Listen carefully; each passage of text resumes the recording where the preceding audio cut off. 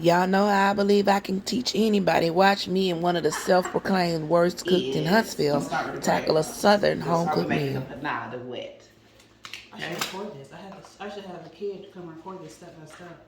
So, where is the measuring cup? I'm gonna measure this for you. The breadcrumbs? Yes. So use breadcrumbs instead of like crackers?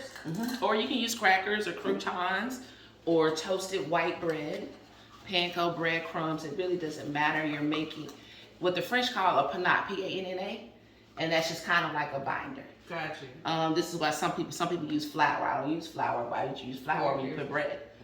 So. Do you put ketchup on top of yours though? Yes. Okay. We're gonna make a sauce. That's why I asked you for the ketchup. Yeah, I don't know. Like I don't like gravy on top of mine because that's really. So I do about 1/4 cup of breadcrumbs per pound. Okay. Okay.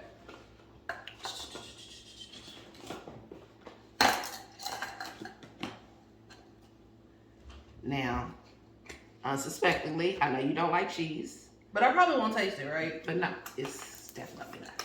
It's more for a binder agent. This gives it a nutty essence to it. And it also kind of is a little bit of sodium, a little salt, without adding salt. So it's going to be able to, again, soak up some of the moisture because you want two things. You don't want a dry meatloaf, but you don't want a too loose meatloaf.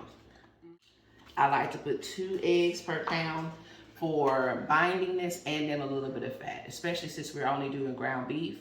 It's gonna add a little. So if you said only doing ground beef, what were we supposed to use besides ground beef? Like sometimes I will do ground beef and I'll use breakfast sausage. Oh, fancy. Or Italian sausage, ground beef and turkey, ground turkey, ground beef and chicken. So like meatloaf that's exactly what it is. It's minced meat. It was just a bunch of, leftover things. It was filler. Like there is no wrong way to make meat. Well, I take that back. There's no right way to make meatloaf, but there's wrong ways to make meatloaf. Gotcha. This is also where I like to put my seasonings, my Worcestershire sauce. All of that flavor gets down in the bread. Oh, we gotta get the bacon out. We gotta get the bacon out. So again, a little oregano, a little parsley. Like if you have your hamburger seasoning that you like, about a good tablespoon. A little cumin goes a long way. So, oh my God, not even a 1/4 teaspoon, a hot few shakes of cumin. That's that flavor that you really recognize in taco spice. A lot of seasonings for this is like some fancy meatloaf. It's not just your regular meatloaf. You gotta remember we didn't use a spice blend. Like if you use a spice blend, I would just put some hamburger seasoning in there. Oh, okay. But I don't use hamburger. I don't know the sodium level in a lot of those spice blends. It ain't no salt in this garlic powder. Got you. And I want the garlic flavor. If I shake that, I'm gonna get some of everything. And it's about controlling all the things that are in that shaker literally right I don't want my meatloaf to give me high blood pressure. Exactly. That's what's like, ooh, you have seasonings, but you don't have spices. And seasonings and spices are not the same thing. No, they're not. It's a little wet. I've never seen whipping cream and meatloaf. You can use milk. Or milk. Really? I've only seen people do like crackers or breadcrumbs, some green peppers, some onions, and then they use eggs to bind it, and then they go. Nice little. Use a nice little concoction. Nice little wet. Now, for you, I want you to go buy the cut up stuff the bell pepper blend. Okay. Especially there's 2 that I like when I'm being lazy.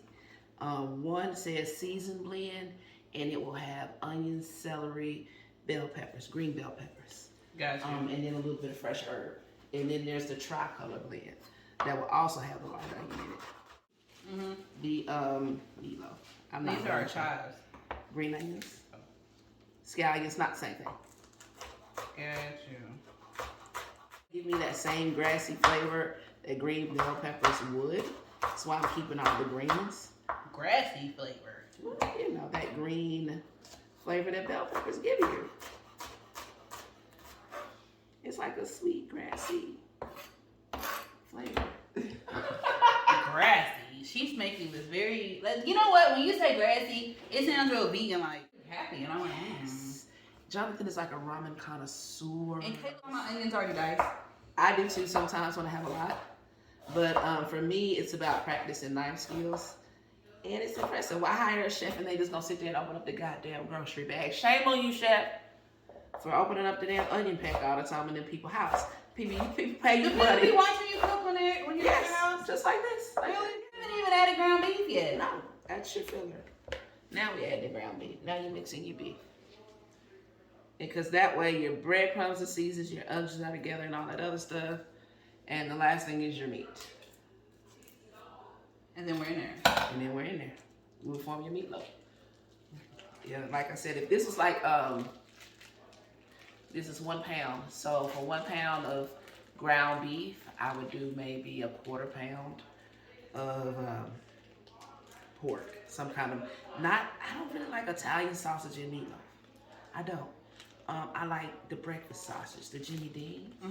That breakfast. And put it in there? And it adds another kind of Flavor to it. And the pork fat in there has a tighter bind than the beef fat. Ew. And also, if you can make meatloaf, you can make meatballs.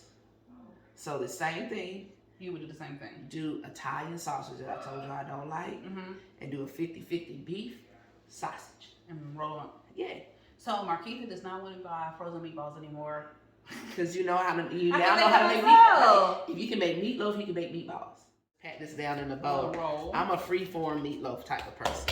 So if you don't pat it and kind of make it like a good hamburger patty, you'll have air gaps. Oh, well, wait. If I can make meatloaf and I can make meatballs, I can make the best hamburger patties at home, right? Yes, you can. It makes for better coverage. Like a whole pack, or just as much as you bacon as you got? As much bacon in. I have wrapped one with like 5 pieces of bacon. It's like culinary sewing, or like, you know. And that's all the bacon you should need. That's not a lot. So should we continue to use Oscar Mayer bacon, or should we use any bacon like a good? Oh, but you know the Applewood bacon from like the window at Kroger, that fresh bacon, That's a good and you bought it expensive about bacon. a pound, or even that Black's coffee bacon. That might have Nice been. cracked pepper bacon. Yeah. This is what what they call larding. Lard. Okay, so we now got a nice good patty. and then all I gotta do now is roll that thing. Ooh, look at that. And then bring the other side. It's kind of like making sushi. Yes. You know how sushi, you gotta roll it and tighten it? Mm-hmm. Y'all look at that. And I'm a free-form meatloaf Does person. your meatloaf look like that before you cook it? No, it doesn't. That's okay. Now you can throw a little pepper on the bottom. You can bell pepper on the bottom? I mean pepper on it, like seasoning herbs or whatever. Ooh, little fancy things. Oh, you're not gonna leave it in the foil. And there it goes, guys. And then it's going in the oven and then we're going to drink. Ta-da! Catch this later. Alright guys, so the meatloaf went in the oven at bake 375 for about 30-45 minutes. I used my thermometer to check the temperature. After that, I just made a simple savory ketchup mix. Pasted that across the top, throw it back in the oven. And our American pate. Bacon wrapped and shit. Fancy! Really, really fancy. I had a really great time cooking with Ameisha. She asked amazing questions and is well on her way from being one of the worst cooks in Huntsville to being a happy homemaker. I actually taught her the mashed potatoes and the cornbread, so look for an extended version on Patreon and YouTube. Other than that, guys, stay tuned and enjoy.